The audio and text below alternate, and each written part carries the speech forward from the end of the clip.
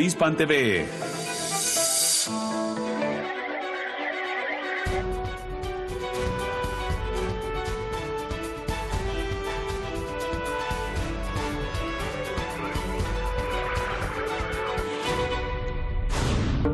En las últimas 24 horas, el régimen israelí ha asesinado a más de 140 palestinos en Gaza. El balance de muertos llega a 38.584 civiles asesinados.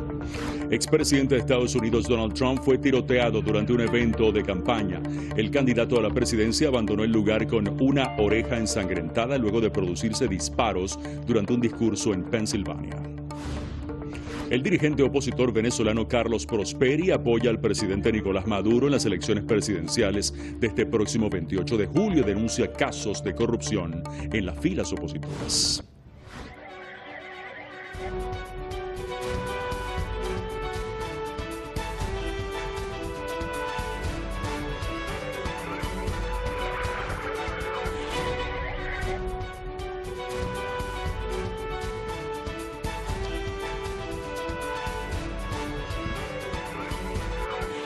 Bienvenidos todos a una nueva emisión de Hispan TV Noticias. Les saluda Carlos Alonso. De inmediato vamos con todo lo que ustedes tienen que conocer.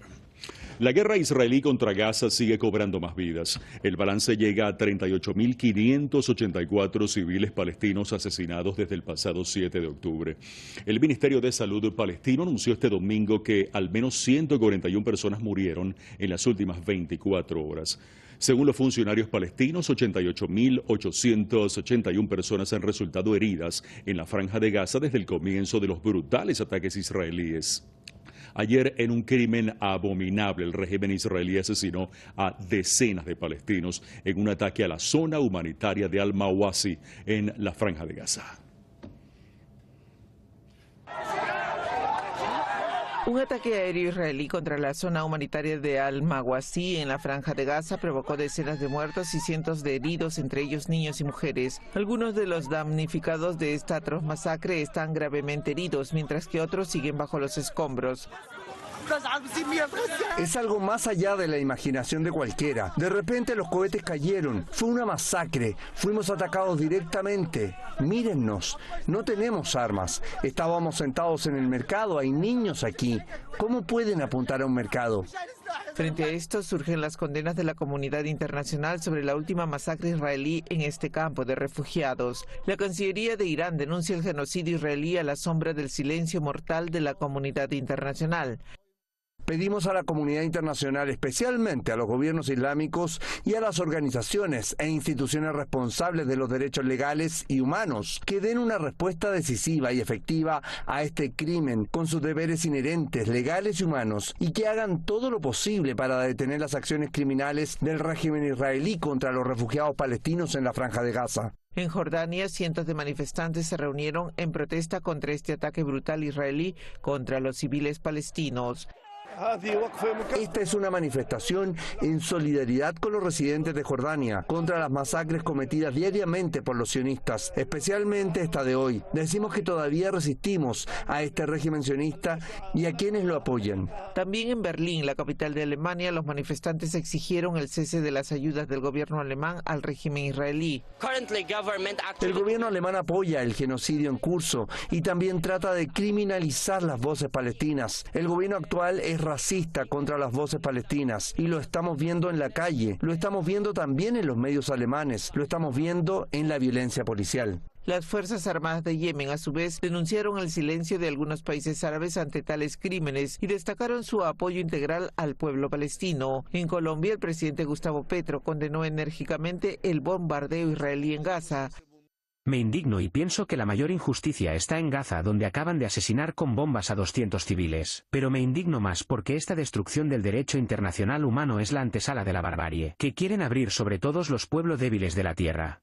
La oficina del Alto Comisionado de la ONU para los Derechos Humanos califica el ataque como un patrón de violación deliberada del desprecio de los principios de distinción, proporcionalidad y precaución del derecho internacional humanitario. También el movimiento palestino Hamas niega las afirmaciones israelíes de que había atacado a los líderes del grupo. Informa que tales declaraciones tienen como objetivo justificar el ataque más mortífero en Gaza en semanas. Nancy Lo con información de Mahdi Aligolí, Hispan TV Noticias. El jefe de la ONU, Antonio Guterres, pide más apoyo y financiación en respaldo a la Agencia de la ONU para los Refugiados Palestinos, la UNRWA. En condiciones imposibles y en medio de su propio dolor, las mujeres y los hombres de la UNRWA han continuado valientemente su trabajo en todo lo que han podido. Son la columna vertebral de las operaciones humanitarias en Gaza. A aquellos de ustedes que ya han prometido apoyo, les doy las gracias. Y mi llamamiento a todos es: protejan a la UNRWA, a su personal, su mandato, incluso con fondos. El secretario general de Naciones Unidas señala ante los países miembros que no hay alternativas a la UNRWA, destacando que su trabajo es uno de los grandes factores que lleva esperanza y estabilidad al pueblo palestino.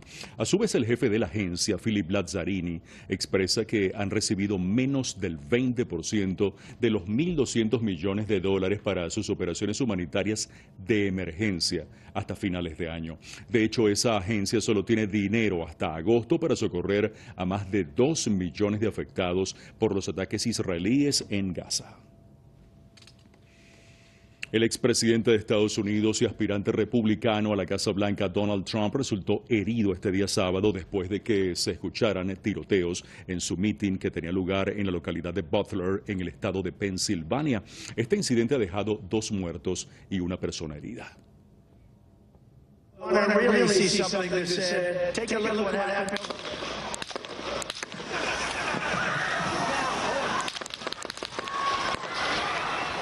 El exmandatario, como vemos, cayó al suelo cuando los agentes de seguridad lo levantaron. El expresidente apareció sangrando en su oreja derecha. Aparentemente su herida no es grave. En un comunicado, el portavoz de Trump, Stephen Schong, dijo que el expresidente está bien y que fue revisado en un centro médico. Según fuentes policiales, el tirador se encontraba en un tejado fuera del lugar del mitin y fue neutralizado. Además, un manifestante fue asesinado y otro resultó gravemente herido. El jefe de la inteligencia militar de Ucrania, Kirilo Budanov, afirma que ha habido varios intentos de asesinato contra el presidente ruso Vladimir Putin. Budanov no ofreció detalles sobre los supuestos casos o si su país ha estado involucrado. El alto militar ya había afirmado en mayo de 2022 que había habido un intento contra Putin solo unos días después del conflicto con Ucrania. Según Budanov, Putin lleva más de 20 años en el poder y los rusos tienen miedo de perderlo porque es el garante de Rusia. En respuesta, Moscú dijo que ve evidente la amenaza de Kiev contra el presidente ruso y que ha tomado medidas adecuadas para proteger al mandatario.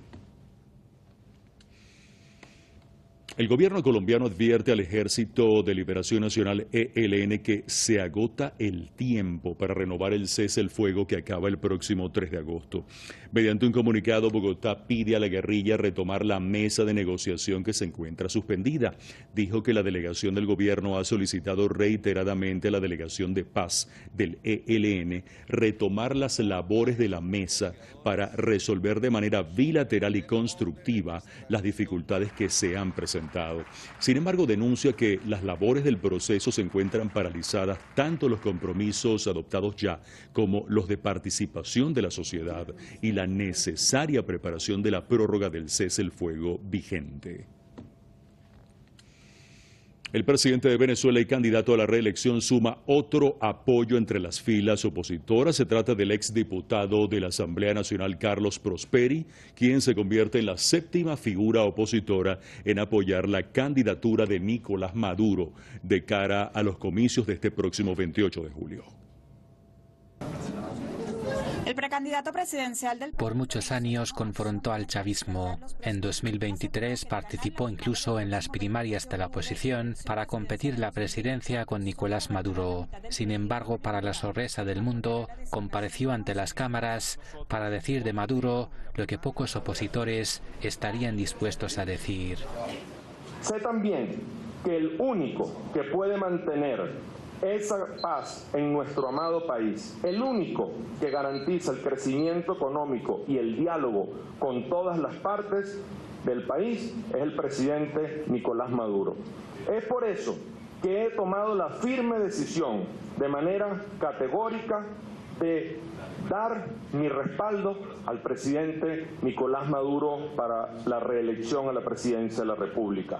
El anuncio de Carlos Prosperi se suma al de 6 alcaldes opositores que expresaron su apoyo a Maduro de cara a las elecciones presidenciales del 28 de julio. Durante su alocución, Prosperi presentó pruebas de financiamiento ilícito relacionado con exdiputados opositores de la Asamblea Nacional de 2015. Todo lo que ha venido sucediendo con los recursos de Venezuela, que fueron ilegalmente retenidos en el extranjero. Me refiero a los dividendos de la empresa Citgo, a la supuesta ayuda humanitaria y a la quiebra de la empresa Monómeros. La llamada ayuda humanitaria que el gobierno de Estados Unidos ha entregado a estos pseudodirigentes de la oposición han sido derivados para el beneficio y enriquecimiento de un pequeño grupo. Además, Prosperi le hizo un llamado a la Fiscalía de su país, así como a las autoridades nacionales y del gobierno de Estados Unidos, para que investiguen el desfalco de empresas como Citgo y Monómeros por parte de un grupo de la oposición. Nosotros solicitamos formalmente al ciudadano fiscal general de la República, a las autoridades de la República y hasta las autoridades del gobierno norteamericano, incluyendo el FBI, para que inicien una investigación por el desfalco realizado y los graves perjuicios a Venezuela y el enriquecimiento ilícito de un pequeño grupo. El exdiputado también denuncia planes conspirativos que se estarían desarrollando entre las filas opositoras que, según él, buscan sembrar odio y violencia en el país. Wahid Jodadari, Hispan TV Noticias. Bien, nos vamos a la pausa, una pausa muy breve. Al regreso seguimos con más información actualizada y les comentamos que Venezuela, o allí en ese país suramericano, se está realizando la 20ª edición de la Feria Internacional del Libro, en la cual participan varios países, entre ellos la República Islámica de Irán. ¿Ustedes se quedan con nosotros? Por supuesto que se quedan con nosotros. Venimos ya.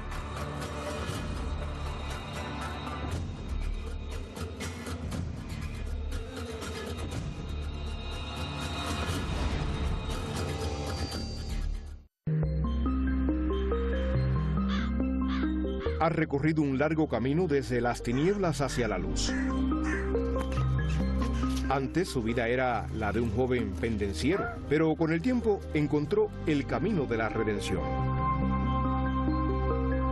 Ahora es un pionero en la implementación de métodos cautivadores para la enseñanza del Islam a los niños, utilizando como herramientas el papel y las tijeras.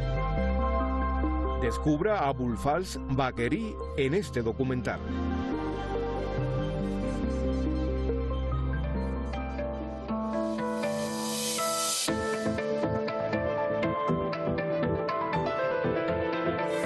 Muy pronto por Hispan TV.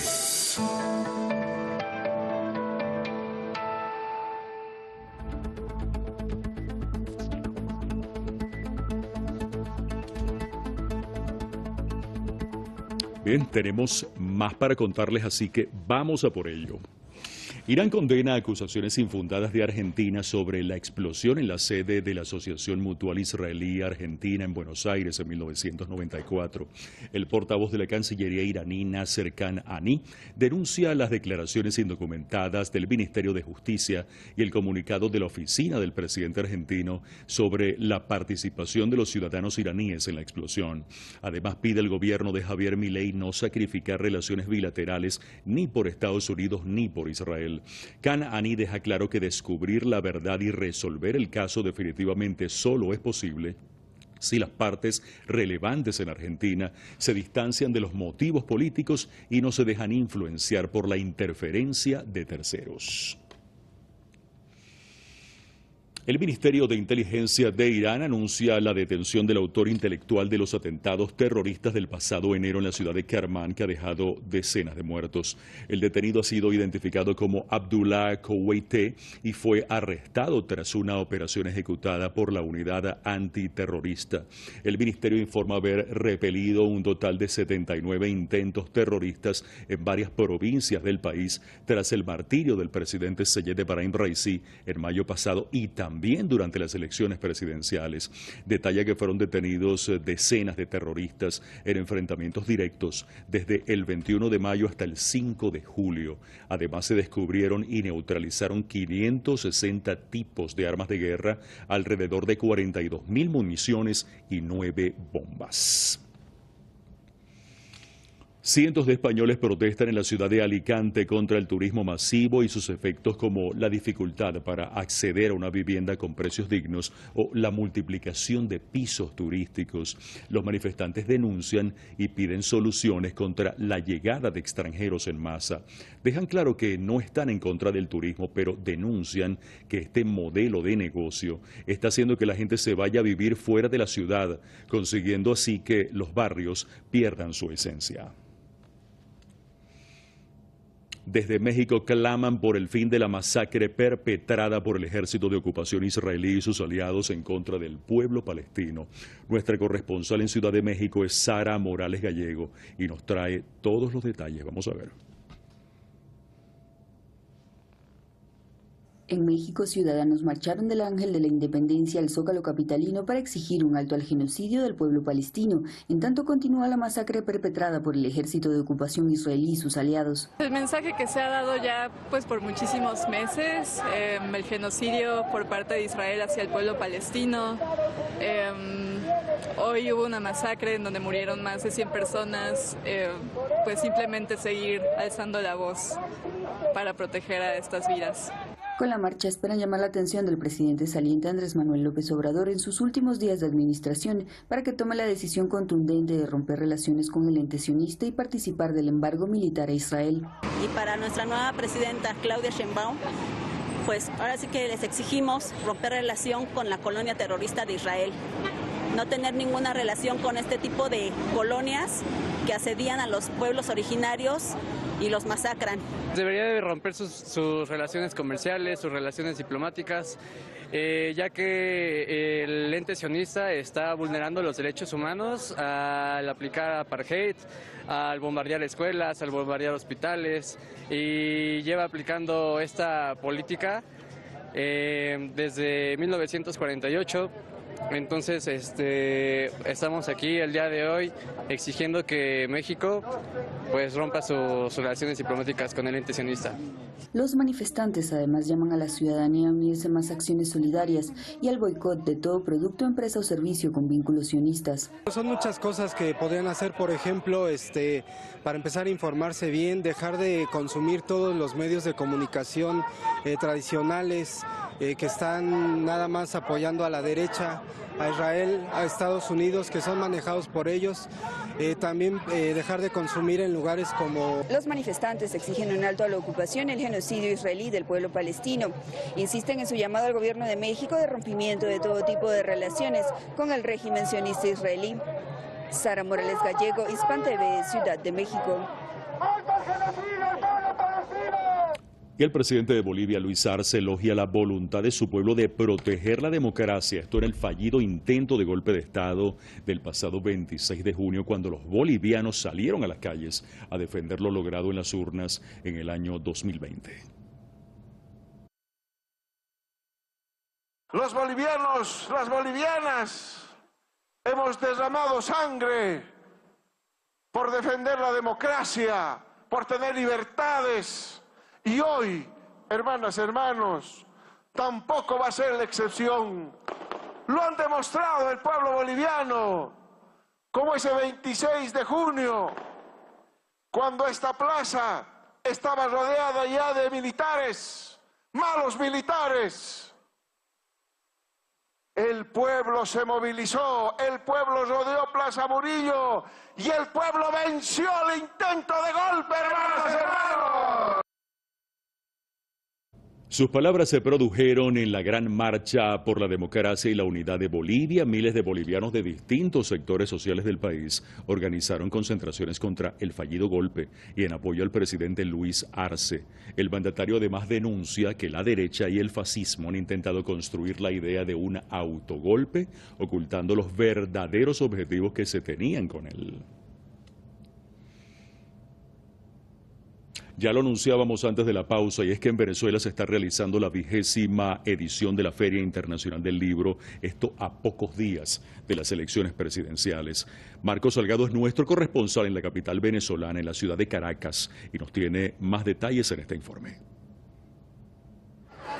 La Galería de Arte Nacional en Caracas es el escenario de una renovada cita con la lectura, la Feria Internacional del Libro de Venezuela. Entre los stands destacan varias representaciones extranjeras como China, Cuba, Sudáfrica y México, entre otras, y también la República Islámica de Irán. El tema más interesante que nosotros, de verdad, a nosotros han preguntado varias veces, la resistencia. Durante 40 años que Irán está buscando su soberanía, su independencia, y a través de todas las sanciones, todas las, digamos, agresiones a través de algunos países del mundo, ¿verdad? Siempre nos preguntan que debemos intercambiar esta experiencia de resistencia, cómo pasar y sobrepasar, sobresalir de las sanciones, porque nosotros también estamos buscando nuestra soberanía, nuestra independencia. Palestina también está presente en la feria. En varios stands, durante el desarrollo de la Filben 2024, se presentarán varios libros sobre la lucha del pueblo palestino. La importancia de que esté siempre presente Palestina en las ferias internacionales del libro, bueno, da un significado, decíamos, como rescatando esa historia que han pretendido borrar dentro de esa misma limpieza étnica, borrar incluso de los libros de historia.